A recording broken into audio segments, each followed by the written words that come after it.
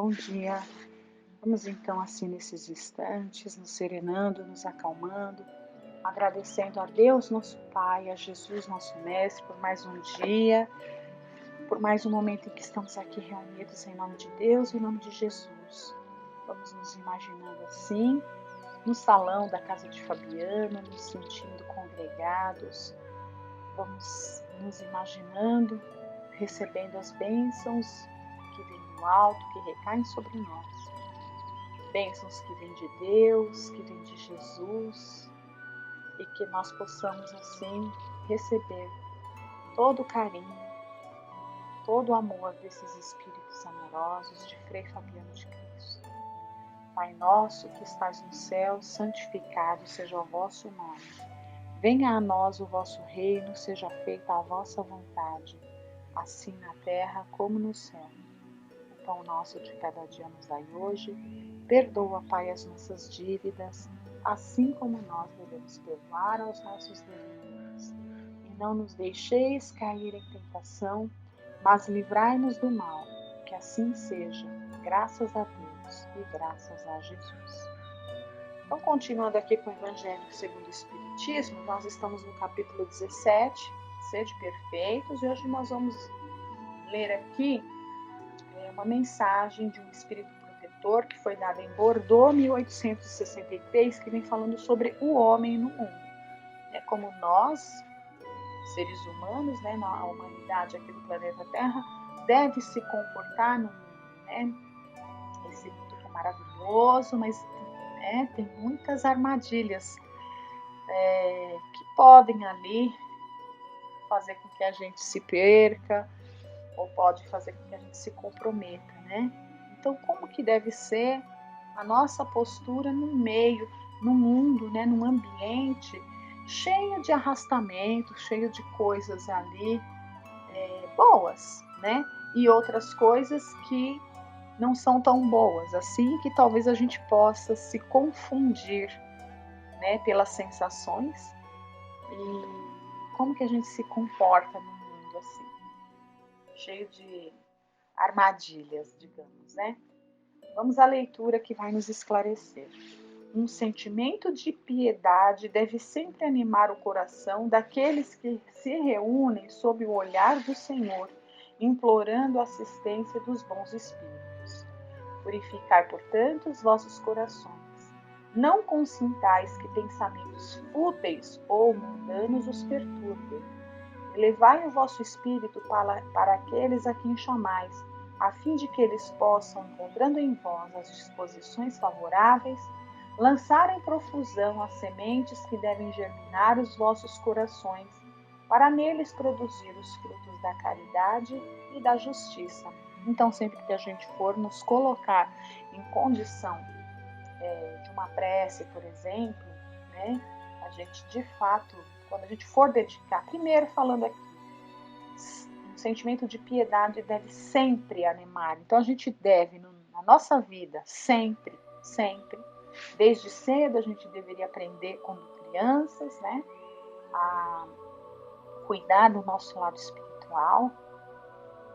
E durante a nossa vida, até o último dia da nossa vida, nós, enquanto seres humanos aqui encarnados, deveríamos sim dedicar tempo da nossa existência, né, para cuidar do nosso espírito. Geralmente a gente dedica muito tempo para cuidar das coisas materiais, né, dar conta aí das nossas responsabilidades, das demandas da vida, trabalhar, cuidar da família, né, se divertir, todas essas coisas aí, cuidar da saúde, essas coisas que a gente cuida e que tem que cuidar mesmo, né?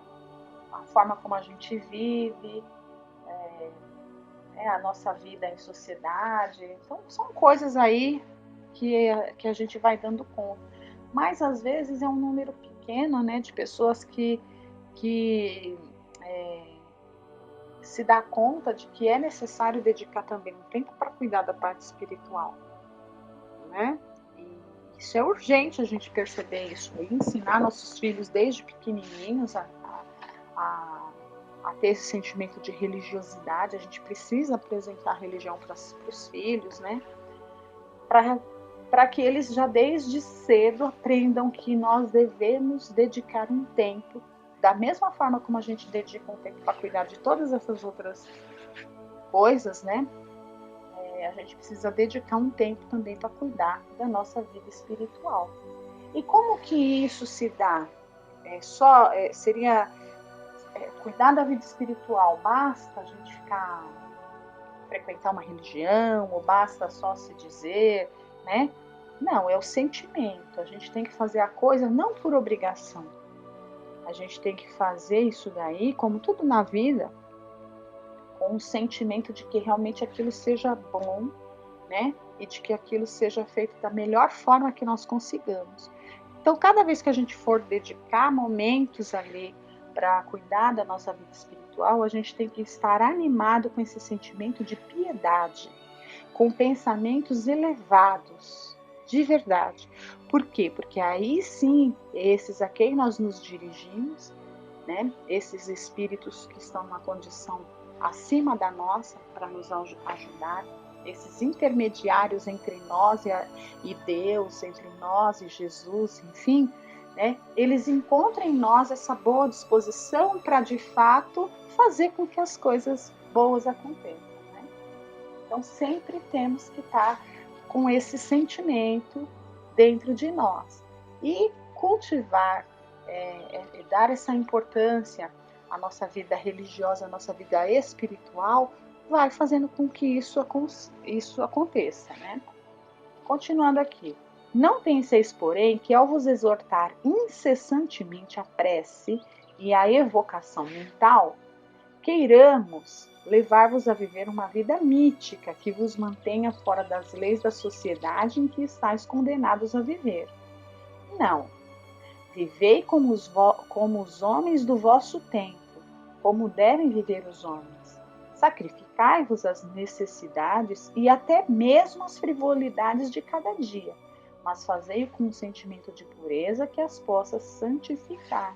Então aqui, né, nada mais está dizendo que é um conselho até, né, que quando faz esse convite para que a gente, quando vem aqui nos dar essa elucidação de que a gente tem que estar sempre com o nosso pensamento ali ligado à espiritualidade, né? Ligado a Deus, ligado a Jesus, ligado ao bem. Sempre que a gente estiver com o nosso, que a gente fizer isso daí, que isso seja uma constante na nossa vida, não está dizendo que a gente tem que parar, né, e viver uma constante contemplação, né? Então, André Luiz, num dos seus livros ali, nos primeiros livros dele, ele fala de uma situação que é o estado permanente de prece. E o que seria esse estado permanente de prece? Seria ficar rezando o dia inteiro, né? Você para, porque muitas vezes a gente, quando vai dedicar um momento para cuidar do nosso espírito, que a gente deve fazer isso sim, a gente para, né? Para ir na sessão, para ouvir um áudio, para ir no estudo, para ler o livro, né? A gente ainda tem que parar para dedicar um tempo para essas situações. E o que ele está dizendo aqui é que tá, tudo bem, além desses momentos assim que você para dedicar para isso, a gente já poderia começar a treinar, viver permanentemente isso. Como assim, né? Então vou ter que parar o dia inteiro, vou ter que parar de trabalhar, vou ter que parar de dar conta das minhas coisas para poder ficar rezando o dia inteiro? Isso seria o estado permanente de prece? Não, obviamente que não. Porque se nós estamos no mundo, é para dar conta dessas coisas do mundo, como ele fala aqui, olha, vivei como os homens do vosso tempo, como devem viver os homens. E como que devem viver os homens? A gente deve trabalhar, a gente deve estudar, a gente deve ter a nossa família, cuidar da nossa família, a gente deve se divertir, a gente deve passear, a gente deve viajar, a gente deve tentar melhorar a nossa vida, ganhando dinheiro, né? Sim, melhorar a nossa condição através do trabalho, através de bons empreendimentos ali que a gente possa estar fazendo. A gente tem que estar fazendo coisas ali que são boas e que nos dão prazer, e até mesmo, ele fala, olha, até mesmo as frivolidades. Isso tudo está aí no mundo, né? Mas aí ele continua, mas fazei-o com um sentimento de pureza que as possa santificar. Ou seja, aquele sentimento de gratidão a Deus por tudo de bom, inclusive essas frivolidades que a gente muitas vezes pode desfrutar e que fazem bem para a gente, que a gente não nos perca ali, né, com sentimentos de achar que porque a gente tem uma condição melhor, que a gente é melhor, enfim, que a gente não se perca com esses sentimentos, mas que a gente tenha sentimento de gratidão por tudo de bom que nos alcança, né? E que a gente saiba desfrutar, mas com equilíbrio de tudo aquilo que a gente tem a possibilidade, né? Com gratidão a Deus, dentro do possível que eu possa compartilhar um pouco se eu tiver a condição de poder proporcionar para quem quer que seja, para o meu próximo, não importa quem seja, um pouco também daquele prazer ali, né, que eu estou desfrutando de alguma coisa ali dentro de um equilíbrio. Então, tudo isso são formas de estar fazendo com sentimento, né, de pureza que santifica, a começar pela gratidão. Continuando a leitura. Fostes chamados ao contato de espíritos de naturezas diversas, de caracteres antagônicos.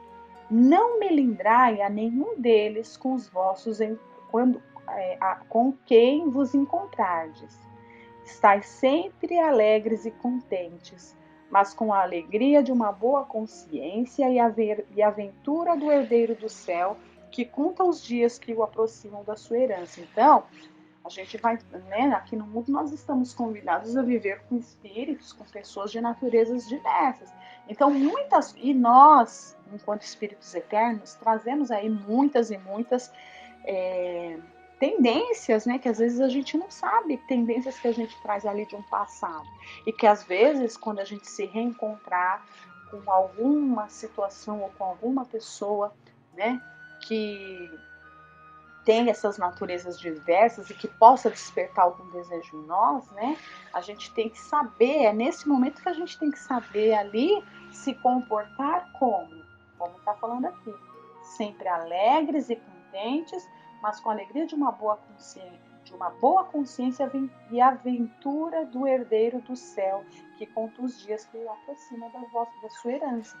Então, aqui a gente sendo chamado a conviver com essas pessoas que vão despertar em nós sentimentos diversos, né?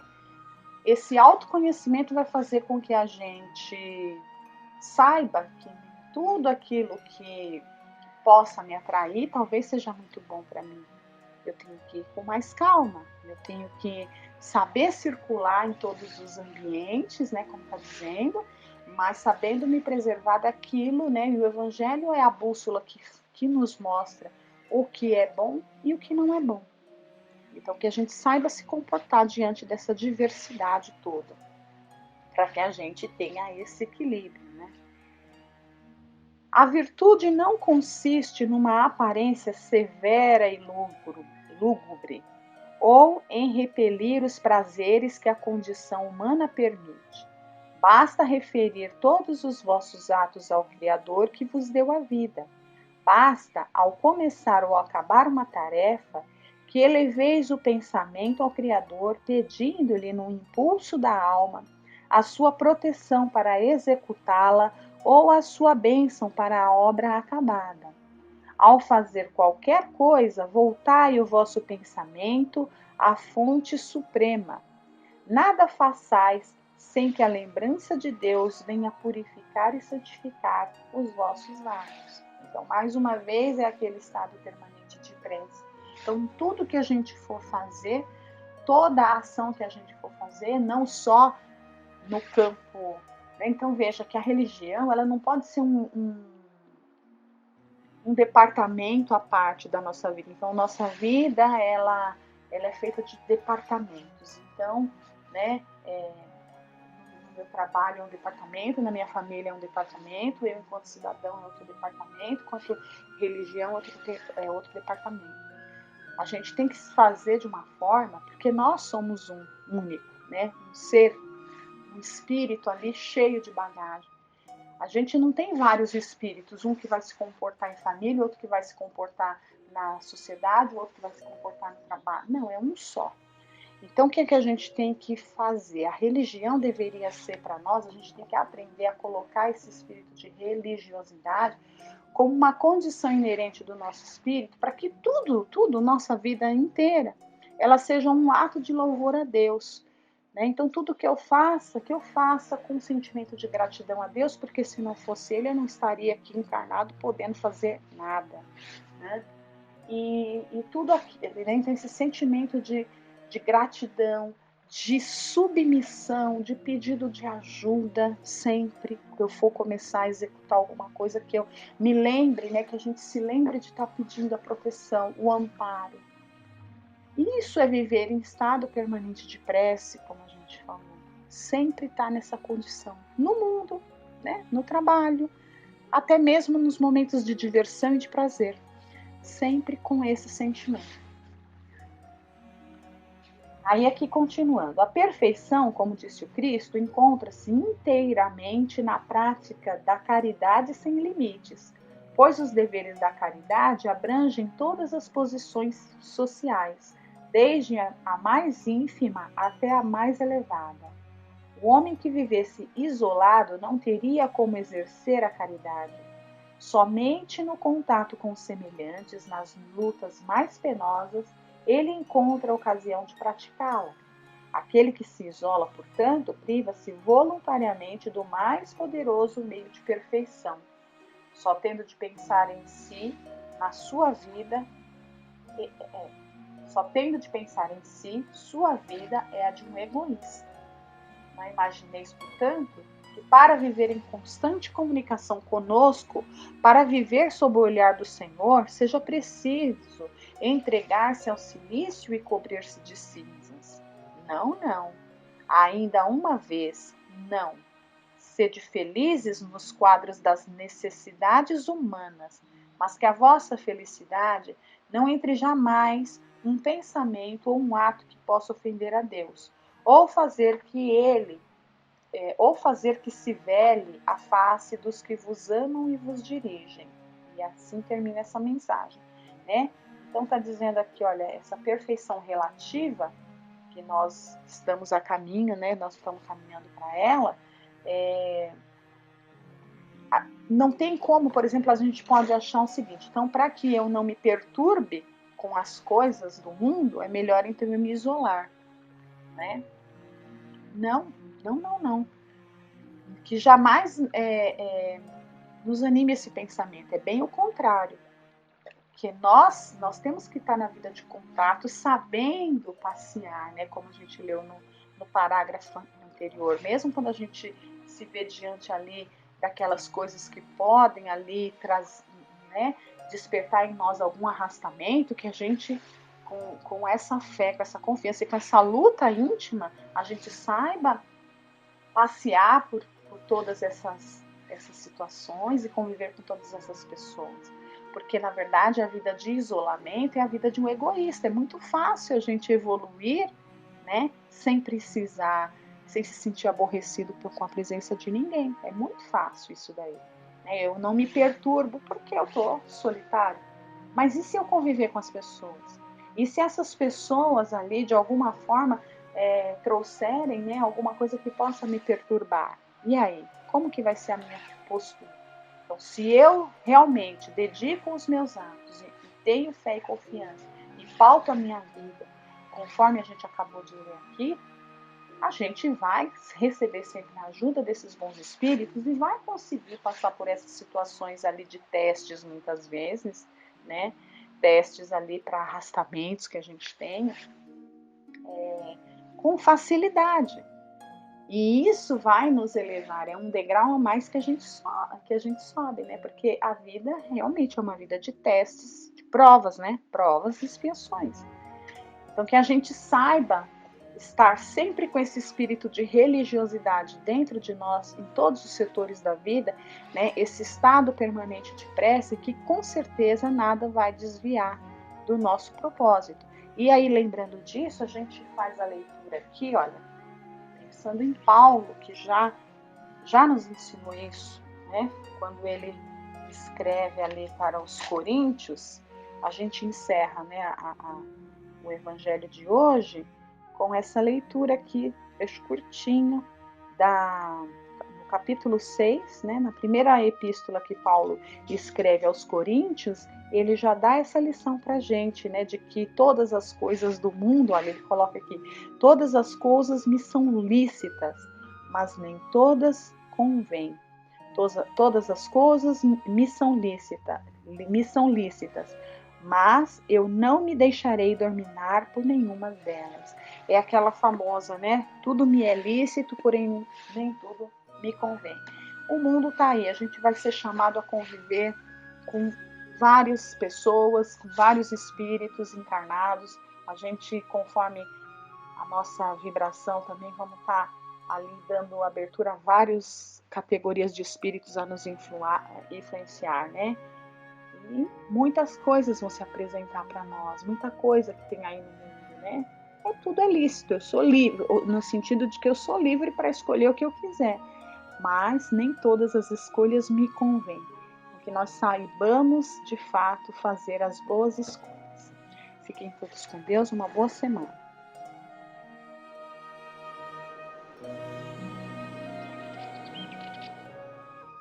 Boa noite a todos. Hoje nós veremos um texto ditado por Irmão X, psicografado por Francisco Cândido Xavier, que se encontra no livro Contos desta e d'Outra Vida.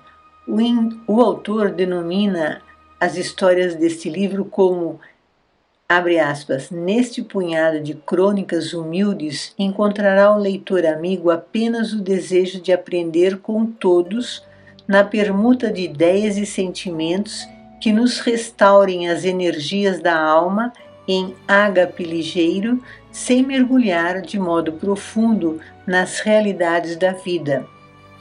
Fecha aspas. Então, dentre as crônicas apresentadas no livro, veremos hoje a que está denominada por Pureza em Branco, é do capítulo 22. Como é uma crônica, não é necessariamente um fato, mas algo para refletirmos. Começa assim: quando Anésio Fraga deixou o corpo físico, ele, que fora sempre considerado puro entre os homens, atingiu a fronteira do mundo espiritual à semelhança de um lírio, tal a brancura de sua bela vestimenta. Pretendia viver nas esferas superiores, respirar o clima dos anjos, alçar-se às estrelas e comungar a presença do Cristo. Explicou ao agente espiritual que atendia ao policiamento da passagem para os excelsos planos da espiritualidade. O zeloso funcionário, contudo, embora demonstrasse profundo respeito para com a sua apresentação, submeteu-o a longo teste, findo o qual, não obstante desapontado, explicou que lhe não seria possível avançar. Faltavam-lhe requisitos para maior ascensão. Eu, gaguejou Anésio aflito, como pode ser isso? Fui na terra um homem que observou todas as regras do santo caminho. E o espírito acolhedor fala, apesar de tudo, falou o fiscal, né, reticencioso. Então Anésio responde, não me conformo. E sacando do bolso uma lista, exclamou agastado, pensando na hipótese de alguma desconsideração, resumi em 10 itens o meu procedimento irrepreensível no mundo. E leu para o benfeitor calmo e atento.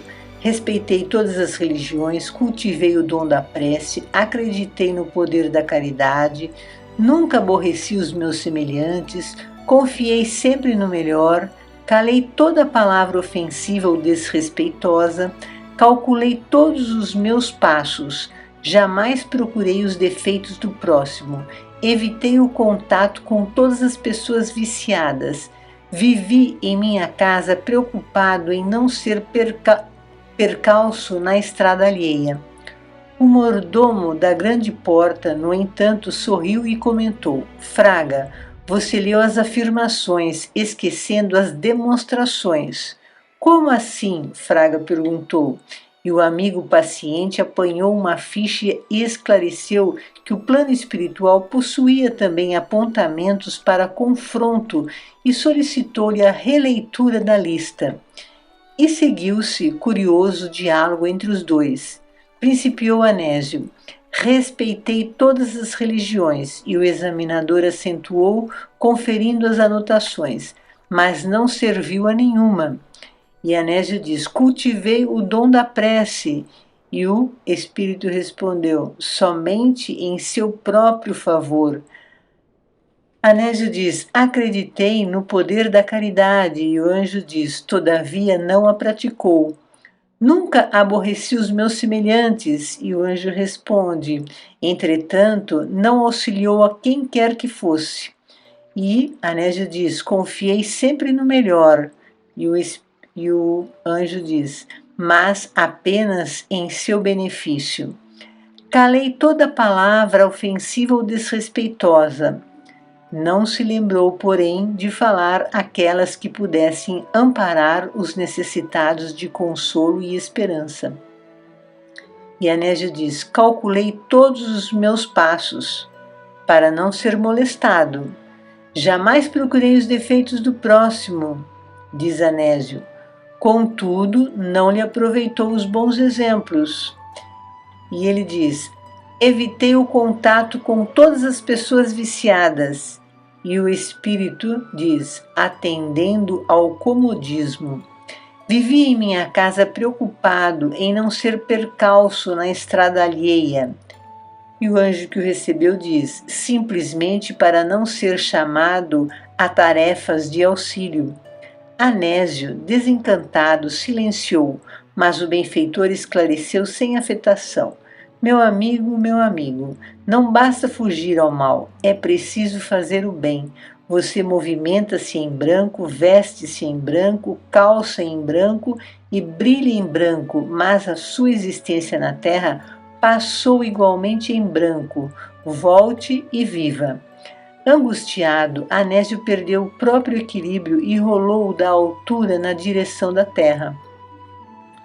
Obviamente, este texto é recurso para refletirmos sobre nossas ações no dia a dia. Quais são os nossos pontos de vista sobre amor, caridade, respeito, evolução, mas o ponto de vista em prol do bem aos habitantes deste planeta pode ser algo significativo, mas para ser considerada mesmo uma verdade é preciso a prática, é preciso vivenciar o que acredita. Podemos pregar a paz, mas até que ponto mantemos a paz em nós e proporcionamos a paz ao outro que convive conosco? A mudança começa no lar, no trabalho. São os ambientes onde mais nos relacionamos com as pessoas e temos mais oportunidades de nos conhecermos e nos burilarmos. Para realizarmos o propósito de nos elevarmos espiritualmente, precisamos nos conhecer. Este é um dos aspectos necessários para a nossa evolução. E para nos conhecermos, reflitamos sobre como nos relacionamos conosco mesmo e com os outros com os quais convivemos, no lar, no trabalho, no ônibus. No Livro dos Espíritos, na questão 917, nos é colocado que, dentre as imperfeições humanas, o egoísmo é o mais difícil de desenraizar-se, pois tem forte relação com a matéria. É algo difícil de libertar-se do egoísmo, pois ainda temos leis, organização social e até a educação alimentando o egoísmo no ser humano. O egoísmo se enfraquecerá com o predomínio da valorização da vida moral e a desvalorização da vida material, nos dizem os espíritos. Para vencer o egoísmo, será necessário que as instituições sociais sirvam de base, aplicando a caridade e a fraternidade, para que cada um passe a pensar menos na sua própria pessoa ao reconhecer que outros pensam nela. Nos dias de hoje, é preciso ter grande virtude de renunciar à sua personalidade em proveito dos outros que muitas vezes nem agradecem. A espiritualidade muito tem feito pelo progresso da humanidade e trabalham estimulando os bons sentimentos, mas o egoísmo ainda predomina. É a chaga social. É preciso conhecer a origem desse mal. Pesquisem em toda parte do organismo social, da família aos povos, das choupanas aos palácios, todas as causas, todas as influências que atuam ostensivamente ou ocultamente, que excitem, alimentem ou desenvolvam o sentimento do egoísmo. Conhecendo a causa, pode-se encontrar a solução. E a cura só ocorrerá se o mal for atacado pela raiz, através da educação. Mas a educação tem que ser capaz de fazer homens de bem, e não aquela que faz apenas homens instruídos. Se pensarmos bem nos dias de hoje, o conhecimento está aberto a todos. Temos vários recursos de instrução, de cultura, mas desenvolver a benignidade, a bondade, a fraternidade, como queira chamar, parece estar esquecida em muitas situações. A fraternidade existe, mas ainda não a ponto de promover o bem. Promover o bem-estar a todos no planeta. É preciso a união de todos, respeitando as individualidades, as diferenças que possam existir, de forma que todos tenham os seus direitos respeitados. A fraternidade depende de estudarmos a nós mesmos, refletirmos sobre quem somos e como queremos ser. É preciso, desde criança, pensar nisso. E Santo Agostinho, na questão 919 do Livro dos Espíritos, nos orienta sobre como conhecer a nós mesmos. Eu vou ler, né? Então, a pergunta é: compreendemos... Um minutinho só. Pergunta 919. Qual é o meio prático mais eficaz para se melhorar nesta vida e resistir ao arrastamento do mal? Resposta: um sábio da antiguidade vos disse: conhece-te a ti mesmo. A questão 919A. Compreendemos toda a sabedoria dessa máxima, mas a dificuldade está precisamente em conhecer a si próprio. Qual o meio de chegar a isso? Então aqui nós vamos ver como podemos, nos conhecermos e como podemos nos modificarmos, Fazei o que eu fazia quando vivi na terra, é o que Santo Agostinho escreveu, No fim de cada dia, interrogava a minha consciência, passava em revista o que havia feito e me perguntava a mim mesmo se não tinha faltado ao cumprimento de algum dever, se ninguém teria tido motivo para se queixar de mim. Foi assim que cheguei a me conhecer e ver o que em mim necessitava de reforma. Aquele que todas as noites lembrasse todas as suas ações do dia e se perguntasse o que fez de bem ou de mal, pedindo a Deus e ao seu anjo guardião que o esclarecessem, adquiriria uma grande força para se aperfeiçoar, porque, acreditai-me, Deus o assistirá. Formulai, portanto, as vossas perguntas, indagai o que fizestes e com que fito agistes em determinadas circunstâncias, se fizestes alguma coisa que censuraríeis nos outros, se praticastes uma ação que não ousaríeis confessar, perguntai ainda isto: se aprovesse a Deus chamar-me neste momento, ao entrar no mundo dos espíritos, onde nada é oculto, teria eu de temer o olhar de alguém? Examinai o que pudesses ter feito contra Deus, depois contra o próximo e por fim contra vós mesmos.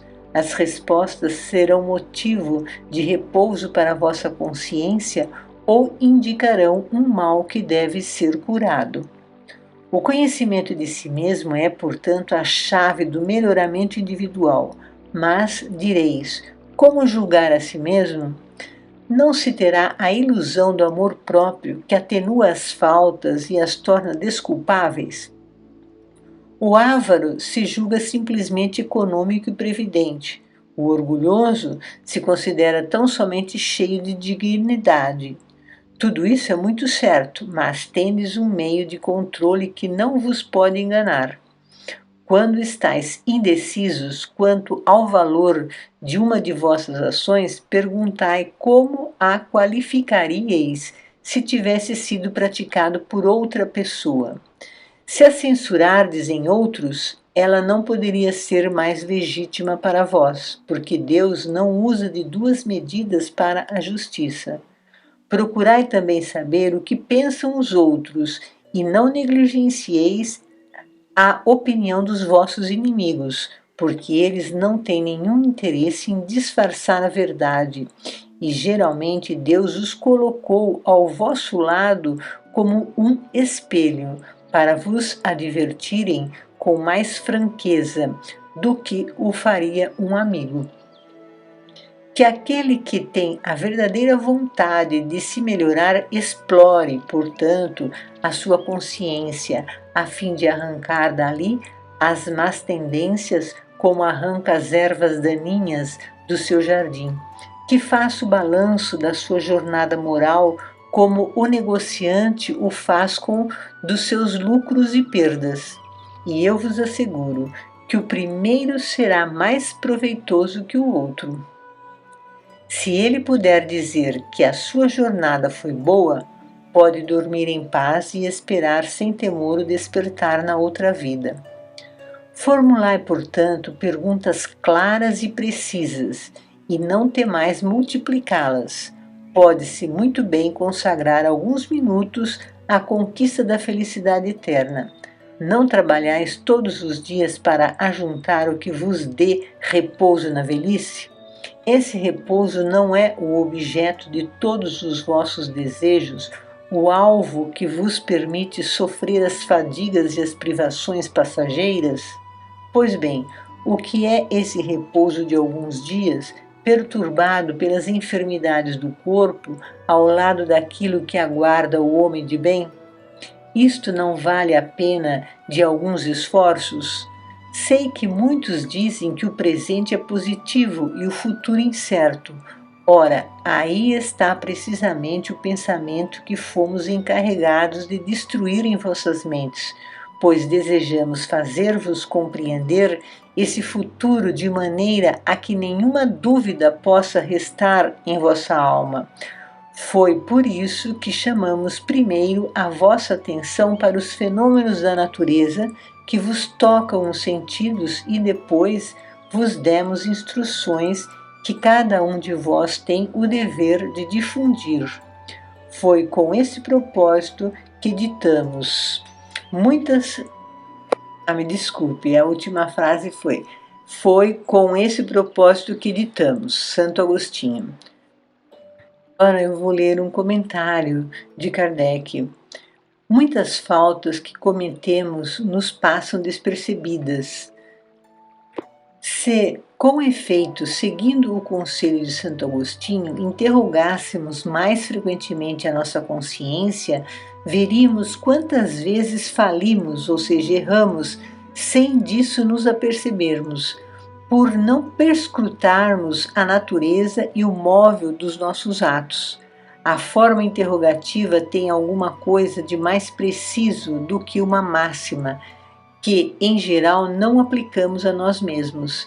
Ela exige respostas categóricas por um sim ou um não, que não deixam lugar a alternativas, respostas que são outros tantos argumentos pessoais, pela soma das quais podemos computar a soma do bem e do mal que existe em nós, né? Então é muito importante fazermos esses questionamentos para nós mesmos, nos conhecermos claramente e assim podemos também nos melhorar, né? Então, espero que seja boa essa reflexão, aliás, que sejam úteis, né? Esse texto, né? Para que possamos nos conhecermos melhor e evoluirmos mais, se formos capazes de fazer essas reflexões todas as noites. Boa semana a todos.